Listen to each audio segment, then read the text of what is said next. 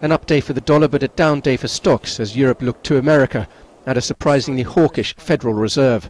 Janet Yellen announcing a hike and signalling more.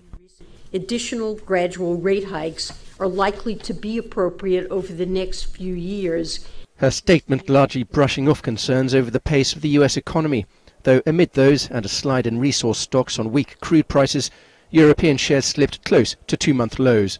The US is not so dynamic at the moment, and when you look at the inflation figures, there is a downward trend. That's why some people thought the interest rates weren't going to be raised at all. Yellen instead also outlined plans to shed $4.5 trillion of bond purchases, with a further twist coming from China. Its central bank left policy unchanged. In March, it followed a Fed hike within hours. China faces a very interesting cocktail of pressures on its economy. The Chinese authorities are wanting to watch and wait to determine what to do next, particularly given that the yuan has been relatively stable compared with some expectations.